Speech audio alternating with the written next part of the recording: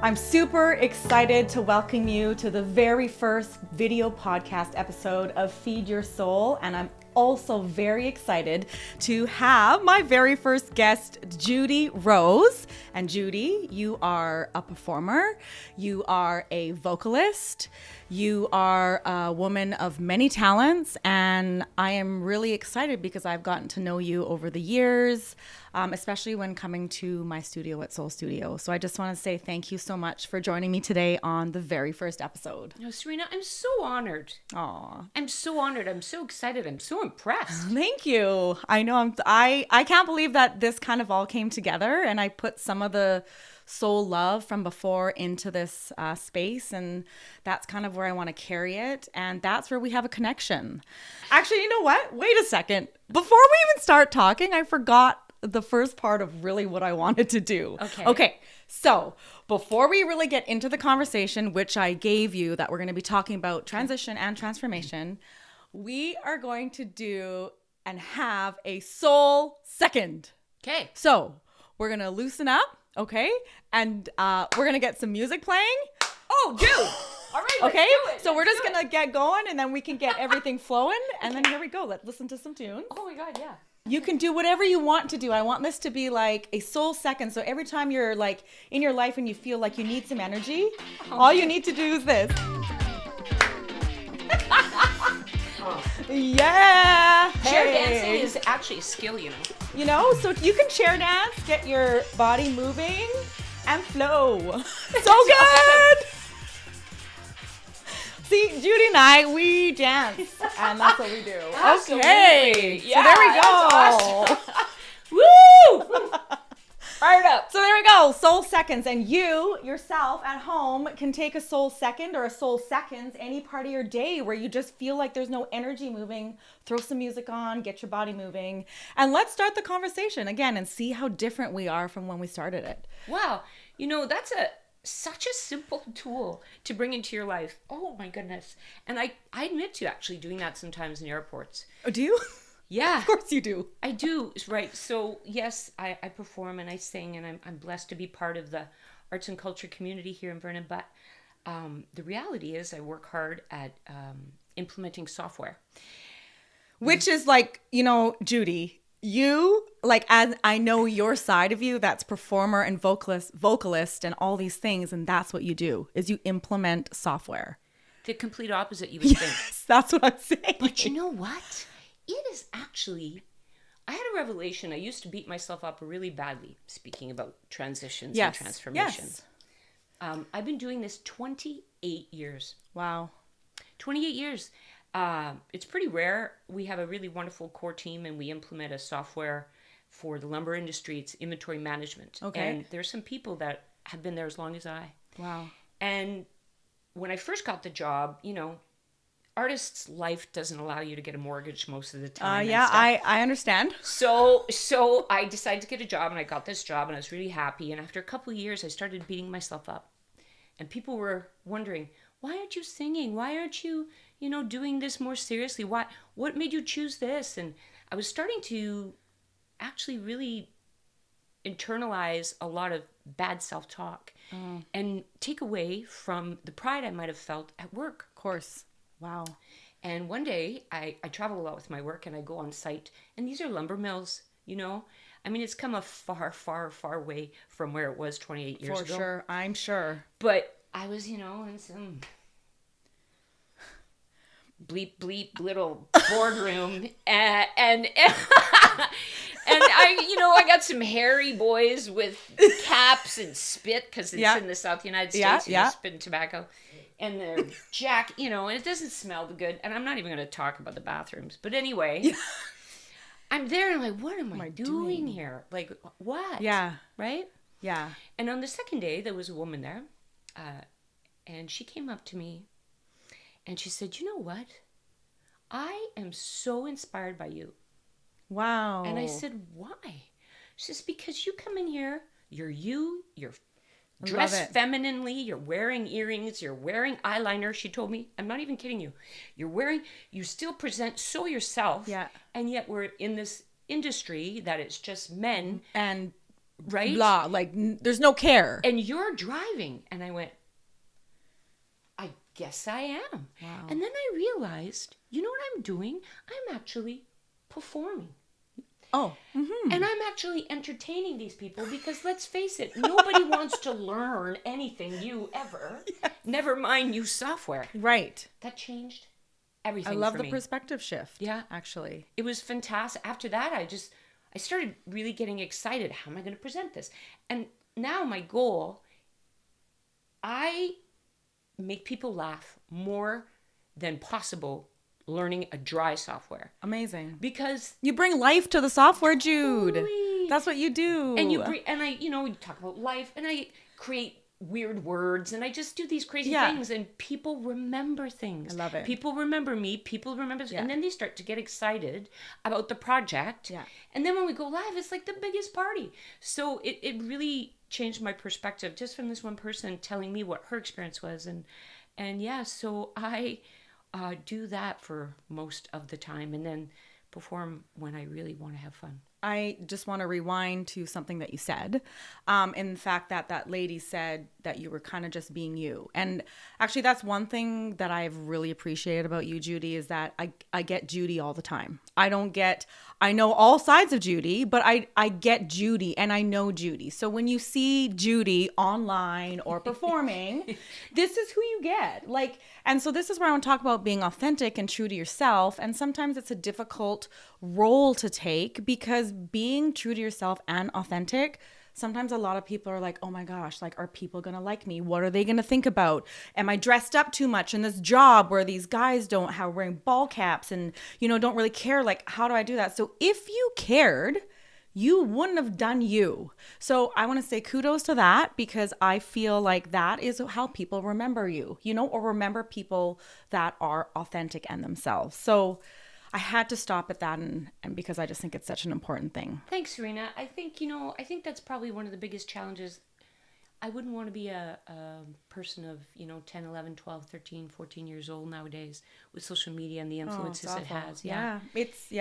We were lucky. We didn't really have, but still it was peer pressure. Yeah, Let's not kid ourselves, right? Yeah, there was. It's just part of the life challenges of transitioning from child to manhood, the angst of teen years. Yes.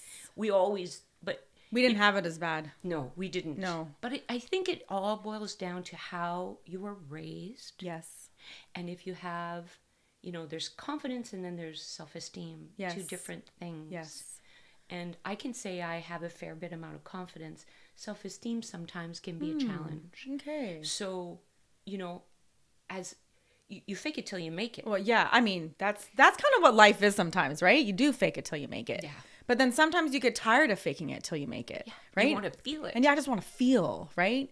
And so talk about feeling, I've had I loved having you in my Zumba classes because you were probably one of those people that I could feel the movement, and you really inspired myself as an instructor to continue on because my goal teaching was to find that feeling from people, and sometimes you visibly don't get to see it, but I got to visibly see it from you. So that was just amazing because it's a completely different experience, right? And maybe it's because you're a performer, because we get into a zone, right? Because I'm also a performer, we get into this zone and it's like something just comes over us. Well, you're an energy generator. Yeah. That's what you are. Okay. Serena. I'm a receiver. Okay. Right? That's what I am. Oh, okay. So when I'm in the presence of a generator, I will receive because I know that power. When there is no one like you, I will be a generator. Yeah. Oh, I understand. Right? Oh, okay. Yeah. And so going in your classes, and what I think that's what the magic was. Yeah. People came because they wanted to feel that energy. Yeah. And they don't know how to generate it themselves. Yeah. Because of confidence or whatever. Whatever the case. Right? Yeah. We've talked about how some of the people that struggled the most to express themselves enjoyed themselves the most most because they were just receiving that energy, right? Yeah. The energy transfer is, I don't know, like you can't even describe it to somebody who hasn't been in that experience before, because that really is what got my soul going, is to see all of you. So then I was like ready. It's almost like Care Bear stare, like here we go, and then I'm standing there, but I'm also receiving the energy back. And I think to me, I needed the reciprocation of it back from you, because I also was in a different job after Soul Studio because I am an energy person, that I was not able to feel the reciprocation back to me. So I was in this position and I was like, oh my gosh, like it was like something happened to my soul. Mm-hmm. So I remember. Oh yeah. So that was another transition that, that I went through personally. But like, I think energy exchange is huge. Here's another thing, Jude. If you're not willing to open up and receive the energy, then you're not going to be able to really receive it. Like, you have to be open is what I'm really trying to say. You need to be open to receive. But 100%. Right? But a lot of people, like I know a lot of people will come to Soul and they'll be like, oh, it just wasn't my thing. I'm like, you know what? No problem. Because Soul, everything is not for everybody. You got to find your groove. However, were you ready to come into that moment, and were you open and ready to receive? And there had been a few members too where you see them come in and they weren't ready at first, but then maybe they were in a transition period that they're like, I got to keep going. I got to keep trying, because like, wow, look at Miss Judy over there, like bouncing around and loving it. How can I feel like her? Because people remembered you at class as well, because it was that energy. It was so magical to witness that. I think of some of the elderly people that came in, all intimidated. I'm not a dancer. Who turned out to be the ones, when you gave out your awards, they had come to like 500 classes. I know. Like, that's like proof in the pudding right there. Yeah. Right? Yeah. It was so great. And it was inspiring for everybody. I mean, the demographic was nuts. You had like 17-year-olds to 70-year-olds. Yeah. I've never seen that. No. I've never seen that anywhere. And I don't care what you're teaching. You could have been teaching macrame. It didn't matter. It's just how you did what you do. That's what's made the difference, Serena, 100%. And you had zero judgment in you. I witnessed it over and over again. You were like, hey, whatever. We're missing. Like, I was surprised, because I know you, how particular you are. Yes. And when we do these dances, you're like, hey, it's okay. And I'm just like, oh my God, she did a wrong step. And it's like, It's actually that to me, people were almost always flat, like, oh my gosh, why is she doing the wrong step? But I felt, no one's perfect. It was and really then if I allow myself not to be perfect, then they don't have to be perfect, right? And I loved Soul. Actually, I was having a conversation with Joe earlier about Soul and people coming in, and how I never really saw bodies or images. I just saw soul, I saw a soul of someone. So people would come in no matter what they look like. And then one time people would be like, oh, I didn't wear makeup last Sunday to a class. Like, I've never left my house without makeup, oh my gosh. And I'm like, oh, well, it's also because I never wore makeup, when you're at a thing. So it's allowing people to feel comfortable about being within their own skin. And setting goals. You were really good in pushing us that way. Yeah, and setting goals too. So that was fun. It feels like years and years ago that was. But what I loved about the takeaway is how we continued to be friends, continued our relationship from there, which many people did. And I just think that was kind of a beautiful thing too. So I wanted to ask you about, I know when Soul closed, and your health and wellness. So let's rewind back a little bit, because I want to talk about how it became a part of your life and how you actually felt like you needed it. Also working in a, software company, you need some sort of a wellness, some sort of balance, and you were able to find that. Yeah. But not the same. Not the same. It's not the same. And I think singularly for me personally, I think two things happened when Soul closed. One was the realization that I needed to do something active every day. Yeah. You set this bar, you allowed a space for us to create a daily habit. And it's well known, you want to change, you don't have to go run a marathon. No. Do something a half hour every day. Yeah. And we did that, and you integrated that in most of us. And I realized I can't, like, it's never going to be the same, but I still have to do it. Yes. That was the first thing for me, because I'm not a jock. I don't bike, I don't hike, I don't golf, I don't ski, I don't swim. Yeah. I don't nothing. I drink wine, I sing, and I work hard. That's not the recipe for health. Right. So I was like, okay, what can I do? And I knew that the joy aspect would probably not be the same, because the dance was a big Dance part is of the joy. I mean, there is no doubt about that. Actually, and if you're in a rut, you know, like most of us are, for trying to find ways of, you know, keeping fit, I do suggest finding something that brings you joy. Well, that's so second. So to circle back Yes. around, I'll go to the handicap bathroom. I am not kidding you guys. Because when there's a 14-hour delay in an airport, you need some freaking joy. Yes. Okay? So do you dance? Absolutely. Love it, Jude. You know, and I was just like, get out of my head, get in my body. Yeah. Put some, you know, put your little headphones on, because Lord forbid you might blast it too loud and disturb somebody. And, you know, give it a go. And it's like, wow. Oh, I feel so much better. Yeah. That it is, for me, the recipe for like breaking the path of whatever my mind's going down, you know? Like, Yeah.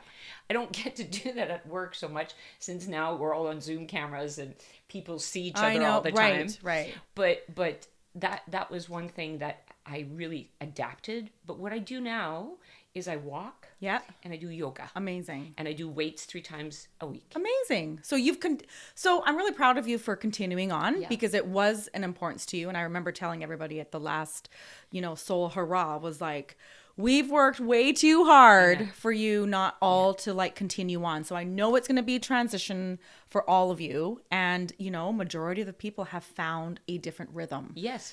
And that, again, is a cycle of life, which I think a lot of people don't understand how much transition in life people go through. But then with transition comes transformation, you know, and then maybe that's you discovering yoga in a different light, or finding that you needed weights. Or the other thing that you had mentioned to me a while back when we talked is aspect of community. And I think how you were able to also bring community into, you know, another place that you were going to, or saying like, hey, it's okay, come and do this, you know? And I think community aspect also is very important. Well, the community lives on. This whole community Yes, lives on. I mean, we yes. get together twice a year. Yeah. And still have like deep connections. Yeah. You know? Yeah. And so, yeah, I found the yoga studio that I go 5 times a week. Amazing. And deep community. Amazing. And like the mental health aspect Yes. that you brought us is what I now need and yearn and have discovered in the yoga practice. Amazing. So the only thing that's really missing, Yeah. if you want to put it that way, is the dance. Is the but dance. that's just me. I mean, I can dance anytime. And you can do your soul second anytime. yeah.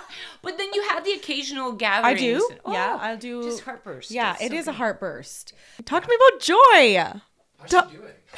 Yeah, right. How is Joy doing? Well, I know one of the earliest times I met you, we had this conversation about joy. Yes. And it isn't a word that you hear a lot nowadays. Yes. You hear, happy. Are you well? Are you okay? How do you feel? But the word joy is not really used. No. And it's something that, At Christmas. I suppose, but then there's... Yeah, but- I don't know.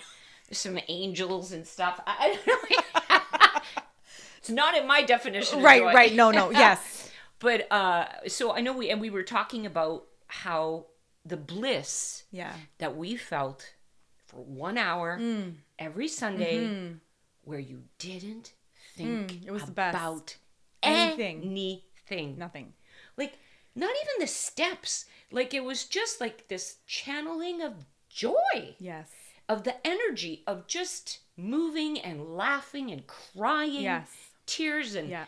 it was the closest I have ever experienced. And I have done a 3-day silent retreat in a Buddhist monastery. Believe it or not, I Yes. did Wow. not talk for 3 days. Judy, silent.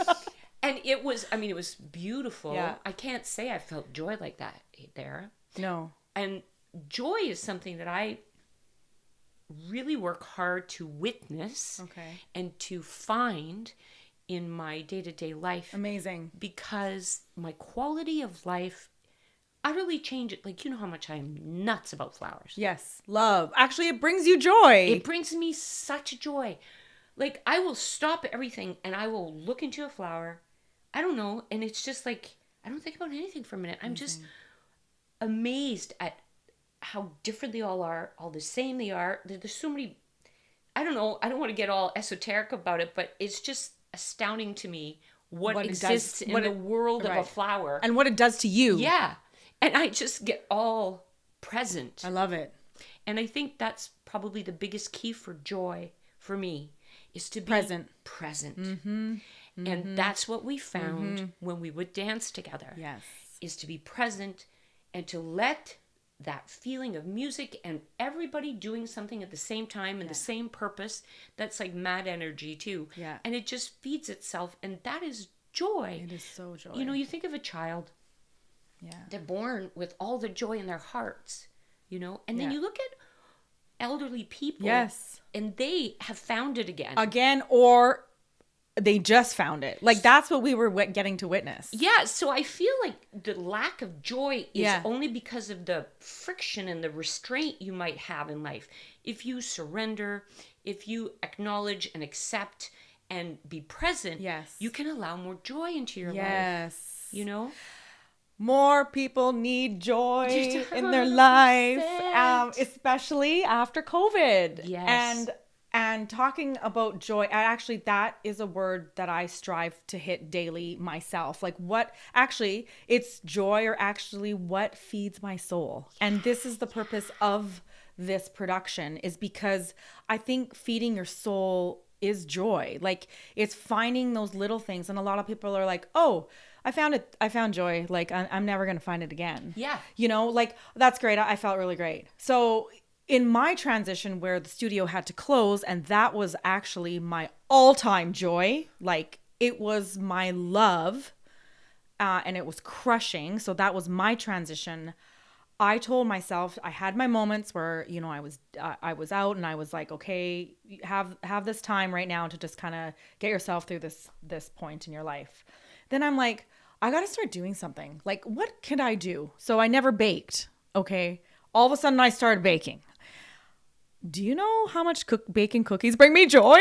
Like, that's awesome. But that is another area of life where I found joy. And I feel like people think that they can't find it, or they don't give themselves a chance. So for me, even baking was completely out of my comfort zone. But like you, that flour, like that cookie that I make is like, right? Feeding me. And joy is not about quantity, it's about quality. I agree. You're not going to feel joy for 3 hours. No. Like, if I look up and I see a beautiful cloud for like 5 minutes, like, wow, and then just like these little things that you can witness, and it brings daily. you a little peace and a little bit of presence. That's joy for me. Yeah. And I do appreciate that, because even on your Instagram, like, you and I were both like, look at the scenery we were walking in, or look at this flower. Yeah. You know, and I feel like those things, when you can open your eyes daily, you are surrounded by joy. Surrounded. So you just have to be open to it. And I think it gives you a better quality of life. It gives you way better mental health, and you're actually feeding your soul. And that energy reciprocates 100%, and then all of a sudden good things start happening to you. Yes. Miracles happen. Yes, they do. That they do. And I've like kind of, you have small miracles. They don't need to be a huge miracle, but some days you're like, oh my gosh, that totally just happened. And you're like, oh my gosh, I'm in such a great state right now. You're open to receiving, open to joy. Yes. So I feel like we've talked a lot about joy, because that's just something that feeds us. I think we should get a tattoo of joy.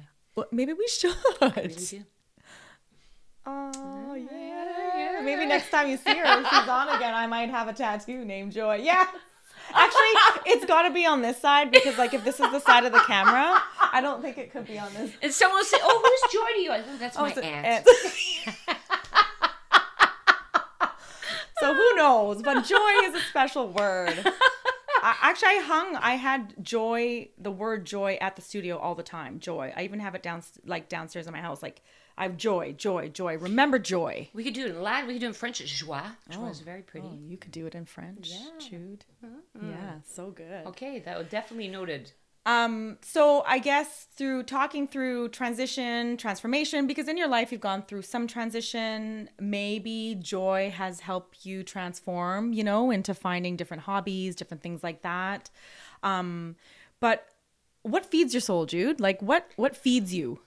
What like you told, maybe it's the flowers, maybe it's all these little things, but like what deep down inside feeds you, and maybe has that something that has fed you been a part of you all your life, or has it been something that has maybe evolved? What feeds my soul? I think community is at the top of that list. Oh, really? Wow, that's amazing. I think community, I volunteer. Yeah. I don't have children, and I chose that. There's no sad story there. But I feel that the singular biggest thing someone can do to contribute to society is to raise a good child. Amazing. And I feel because I don't have a child that I need to contribute to society. Right. And therefore I need to volunteer or do something to help the community. I mean, we're all here together. Yes. Yeah. And the small acts of kindness that you can do. I think just as an extrovert, I really feed off helping people. And express, like, I just need that external. Yeah. Like, COVID was hard on me. Yeah. Oh, yeah. It was hard on me. Yet I found it was good for me. I learned some good independent lessons of how I can feed my own soul. Yes. I talk aloud to myself, which sounds kind of crazy, but as an extrovert, you needed something that I needed to have to conversation, do. 100%. But I found a place of stillness. Yeah. Because I was always moving, right? So that was really good and provided a little bit more balance. But I can say honestly, community, music, and just I'd say wellness, but not so much even physical, but mental. All aspects of wellness. When that's Zumba for you. Wellness, joy, and community and music, and that I would say feeds my soul 100%. How about you? Good question. Like Judy, like you, I don't have children either. And I do believe what feeds my soul is feeding other people's soul. I think that is really what genuinely makes me happy. It's actually what genuinely makes me tick. Like, it really inspires me to, like you said, be part of a community and to watch people come out of their shell, to be part of that transformation for people, So I think that is really what feeds my soul. It really, truly does. Like, and I just feel like when I'm in that zone, it's a zone where, like, as a performer, you don't even know what you're doing. You're just being. So that is what feeds my soul. I'm proud of you that you found joy in baking. Good for you. Thanks, like, that's Jude. like a left swing there. But that's like brilliant. Hey, thinking outside the box. Nobody does it better than you, Serena. Well, sometimes I know baking. I don't know. That's excellent. Really crazy. And you love my snickerdoodles. Oh my God. See, so actually I said to somebody one time, I gave them my cookies or I made something. I said, the only gift I need is to hear, oh, this is so good. I'm like, that's all I need to hear. Like, that's all I need to hear, right? Because it feeds your soul. Well, you're literally feeding our... Then you're just going to have to do more yoga. Go on more walks. Or eat the cookie. Waistlines. Eat You're the feeding my soul. damn cookie. Okay? Eat the damn cookie. That's what I've always preached too. Eat the cookie, eat the burger, eat the fries. Feed your soul, eat the cookie. Well, I feel like your soul is like comprised of so much. And it's like really like your external feelings, all your senses, right? So like my soul isn't fed just by moving. It's fed by vision. It's fed by smell. Yes. It's fed by sound. It's fed by food. It's fed by love. It's fed by energy, right? So I feel like all of those things really can transform somebody into like finding more joy in their life. Absolutely. Life is so short. There's so much beauty out there. I know. If you just look for it. Yeah, you'll find it. right? 100%. So, and find the people that actually want to be around you. And you necessarily don't have to think like you're going to go into something, oh, they're not my people, but give it a chance. Okay, this is all I really want people to know is they already put that limit on themselves before they even walk through that door. So true. So if you take that out of your mind and be like, hey, what is this going to do for me today? You know, like maybe I'm going to like it, maybe I'm not going to like it. And I think if you just get yourself into that moment where you can be like, is it going to touch me? Maybe you have to walk into a place and close your eyes and just be like, you know, can you feel it? Ooh, right? I like that. Because I'm really all about feeling like within, right? So like sometimes like the visual aspect may be like, wow, that looks so beautiful, but like close your eyes, what kind of feeling does it give you? So I think it really comes down to when you want to feed your soul, you got to find a feeling. Oh, You know? well said. And I think so many people don't think of that at all. no. So find that feeling that you can relate to, like eating a good cookie, drinking a great glass of wine. What's that feeling? Like when we drink a glass of wine, do we close our eyes sometimes? Yeah. 100%. Right. So you want to feel all the senses, right? So I just feel like feeding your soul should be attached to a feeling. And that's something that I've learned in my transition in the last year and a half is really I'm diving in to within my soul to say what is feelings that I want to feel. And feelings are like a matter of survival. Like we have Yeah. feelings to, if you didn't have a feeling, Yes. you wouldn't last a long time. No. And people, you don't have to be a psychic to tune into those feelings and to No. feel, you don't have to call it intuition, but your body knows. Oh, big time. 100%. So you're right. It's like, well, I'm nervous. I'm going to go to this dance. I don't know. Like, if you just let yourself be open Yeah. and go in and catch the feeling of the room. Yeah. Like, Feel. You feel what's going on. Yeah. How many times I've gone to a place, Yeah. there's not a good feeling, I just leave. Oh, me too. Actually.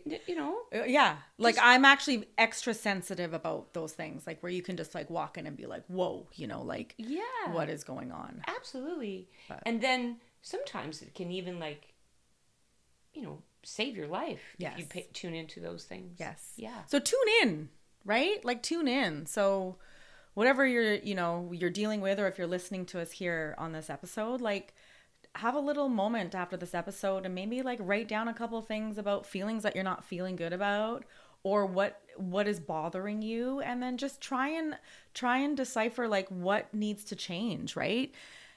And in the end, this is what I told everybody at Soul, in the end, the only person who can make change is you.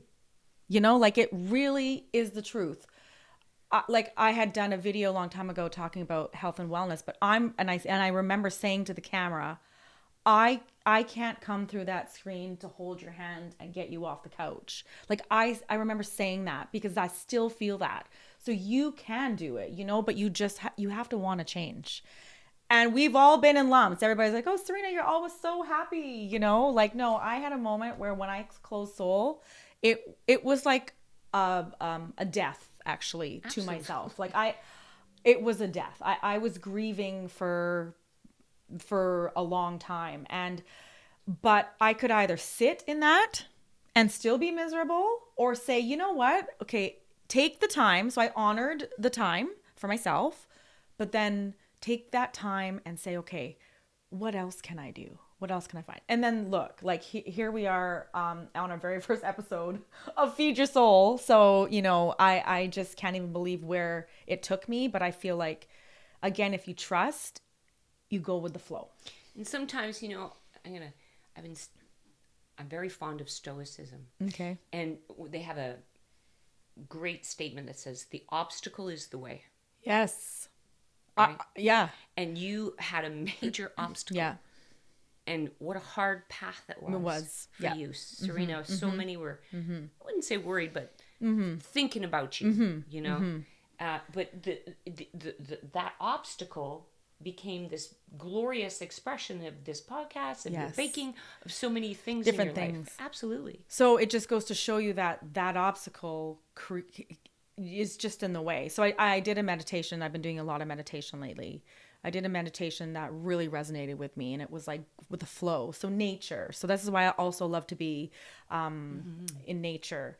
But it's like a river, right? So we're like a river flowing. So there's a rock there. What happens to the water? Does it stop? You got to keep flowing, you know? So I feel like that visual has helped me get through my obstacles, you know? So And water is so feminine. yeah. It is the strongest thing on earth. It beats fire. It beats everything. Nothing is stronger than water. Wow. It takes any shape. Yeah. Yeah. It is So the your life top. is water. 100%. Your life is water. And the more you acknowledge that, you know, Yes. fire burning, oh, we got to push our way or whatever, force never works. To No. go with the flow. 100%. And so that's the other thing I learned when you talk about fire and pushing and it doesn't work. How many times have we all done that in our life? And we push and we push and we're bleeding and we're this and we're grinding. So true. And then sometimes you never make it to the top. But if you do, like, how battered are you? And was it worth that? So why don't you just let go of that? Then it wasn't meant for you. So these are all these new things. I don't know. Around the rock. Yeah. So the flow. It's the flow of life, which is amazing. So I think the last thing that I wanted to do is we started off with a soul second and we're going to end with a soul second, but it's going to be a different soul second. Okay. Because this is a part, another tool that people can take with themselves when you're becoming flustered or you don't know what to do or you're ending something, is to actually use the magic of your breath. So let's just sit here and just be relaxed, and you can be relaxed at home too, and you can close your eyes if you want to. We're just going to take one deep breath together. I want you to all be present with us.